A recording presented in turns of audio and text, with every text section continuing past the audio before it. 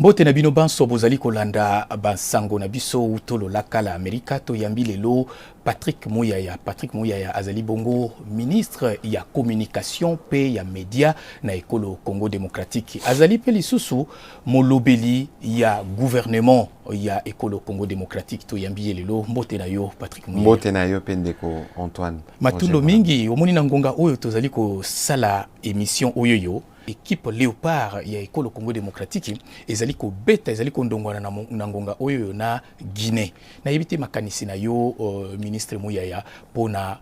oyo ekoki kozala na sima ya match oyo yozo kanisa banani bakoki kolonga makanisi mais biso mongoto bongo to na kanisa nini vraiment ata yo mongo ndeko na ngai oyebike makambo akano depuis bandi chaque fois tous les vendredis ata lelo même si nazali na Kinshasa te président de la République alobela kanto lobela ngo na conseil des ministres na conseil des ministres l'équipe président de la République ou alobaki alobi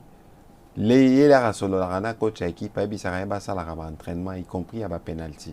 minomo bo mona ki séance ba penalty tozaki na ngona Égypte ndenge silaki elaki sike biso lelo toza après eza na ngondembo eza bale mais toza sûr que na suka match biso ndeto gagner biso bale ou pas potozo kende 1-1 to yoki wana ndenge zali ko kende poye na kanisi ko za pendenge wana selo total kaka mais biso eloko to compter na ngomingi eza ba résultat na suka ezali bongo toloba politique sikoyo ministre Mouyaya to mondi na kati ya